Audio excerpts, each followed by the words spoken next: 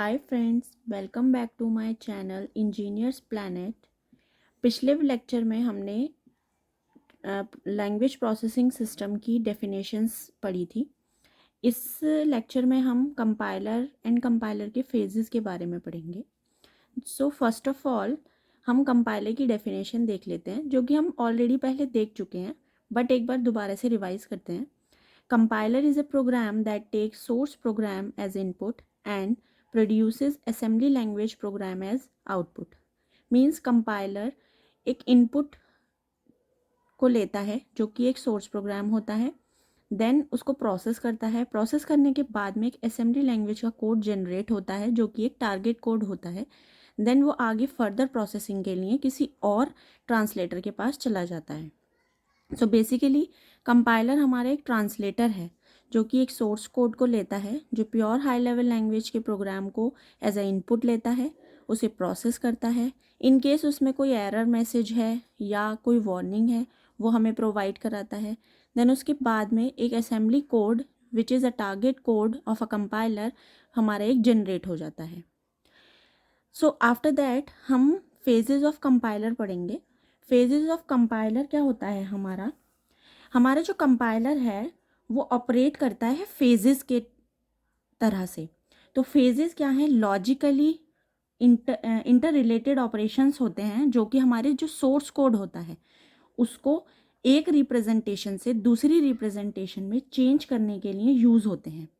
सो compiler phases पर work करता है, और फेजेस क्या होते हैं? लॉजिकल इंटर रिलेटेड प्रोसेस होते हैं जो कि एक सोर्स कोड को टारगेट कोड में चेंज करने के लिए या प्रोड्यूस करने के लिए हम यूज़ करते हैं। सो फेजेस ऑफ कंपाइलर में बेसिकली हमारे पास दो फेजेस होते हैं, बट जब हम इनको स्टडी करेंगे तो इनके अंदर बहुत सारे सब फेजेस आएंगे। एक्चुअल में जब आपसे एग्ज़ाम में क्वेश्चन आता है कि what are the phases of compiler, then हम इन एनालिसिस और सिंथेसिस फेज को ज़्यादा एलेबोरेट करके नहीं बताते हैं। हम इनके अंदर जो सब फेजेस होते हैं उनको एलेबोरेट करके बताते हैं, क्योंकि मेन वर्क हमारे वही फेजेस कर रहे होते हैं। So first is analysis phase, या फ्रंट एंड हम जिसे बोल लेते हैं। हमारा जो एनालिसिस फेज होता है वो एक मशीन इंडिपेंडेंट और लैंग्वेज डिपेंडेंट फेज होता है। मशीन इंडिपेंडेंट का क्या मतलब है? कि जिस मशीन पे आप वर्क कर रहे हो उस मशीन से उसका कोई रिलेशन नहीं होगा, बट जिस लैंग्वेज का कोड आपके पास आया हुआ होगा एज अ इनपुट, उसका बहुत बड़ा रोल होता है। मीन्स एनालिसिस फेज का मशीन पर डिपेंडेंसी नहीं होती, बट लैंग्वेज पर डिपेंडेंसी होती है कि आप सी लैंग्वेज के कोड को चेंज कर रहे हैं, या आपको जावा का कोड मिला हुआ है या पाइथन का कोड मिला हुआ है। Then after that synthesis phase आता है, जिसको हम बैकएंड कह लेते हैं। तो सिंथेसिस फेज में क्या होता है? हमारा मशीन डिपेंडेंट होता है ये फेज, और लैंग्वेज इंडिपेंडेंट। मीन्स आप जिस मशीन पे काम कर रहे हो ये उसके अंदर जो भी रजिस्टर्स या लिंकर लोडर जब लोड करते हैं तो हम रजिस्टर्स का यूज़ करते हैं, वैसे ही कंपाइलर में भी रजिस्टर्स का यूज़ होता है। तो वो मशीन डिपेंडेंट चीज़ हुई। और लैंग्वेज इंडिपेंडेंट मतलब जिस लैंग्वेज का कोड आपको मिला हुआ होगा उससे कोई रिलेशन नहीं होता है। सो दो फेजेस हैं, analysis phase and synthesis phase. अब एनालिसिस फेज जो है हमारा, वो क्या करता है? सोर्स प्रोग्राम को कुछ पार्ट्स में ब्रेक कर लेता है, सोर्स कोड को उनको प्रोसेस करता है। देन यहाँ पर मिले हुए आउटपुट को सिंथेसिस फेज अपने अंदर एक्वायर करता है। देन उसके बाद में एक डिज़ायर्ड टारगेट कोड जनरेट हो जाता है। तो ये जो एनालिसिस फेज है ये एक हमें इंटरमीडिएट कोड देता है जो कि सिंथेसिस फेज के लिए इनपुट का काम करता है। मतलब इन दोनों के बीच में एक इंटरमीडिएट रिप्रेजेंटेशन बनती है, जिसको हम इंटरमीडिएट कोड जनरेशन फेज में बनाते हैं। देन वो सिंथेसिस फेज के पास जाता है और फिर हमारा प्रोसेस होके असेंबली कोड मिलता है हमें। ओके, देन अब हम एनालिसिस फेज और सिंथेसिस फेज के अंदर जो सब फेजेस है हमारे वो देखेंगे। First of all analysis phase क्या है? This is phase is dependent on the input source code and independent on the target machine या टारगेट लैंग्वेज। मतलब टारगेट मशीन पर ये कोड डिपेंडेंट नहीं होगा, और जो हमारा लैंग्वेज होगी उस पर ये डिपेंडेंट होगा। It is also called a front end. This phase analyse the source code को एनालाइज करता है। It also includes error handling at the phases concern, means in सब फेजेस के अंदर जो भी एरर्स आएंगी वो हमें एनालिसिस फेज के अकॉर्डिंगली ही मिलती हैं।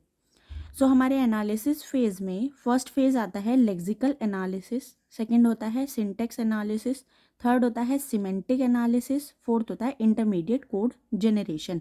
इसके बाद में ही हमें एक इंटरमीडिएट कोड मिलता है जिसको हम सिंथेसिस फेज को एज अ इनपुट देंगे। सेम अब हम आते हैं सिंथेसिस फेज पे।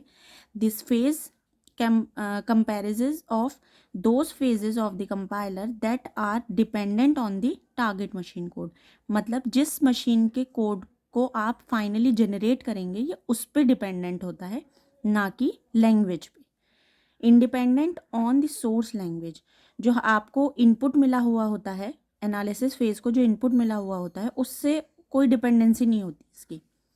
क्यों नहीं होती? क्योंकि ये तो हमारी मशीन के लिए काम कर रहा है एक्चुअल में, ना कि लैंग्वेज के लिए।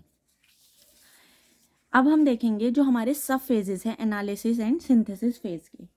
तो हमारे पास फेजेस ऑफ कंपाइलर, बेसिकली हम इनको फेजेस ऑफ कंपाइलर ही बोलते हैं। तो अ कंपाइलर ऑपरेट्स और the design of compiler can be decomposed into several phases, each of which converts one form of source program into another.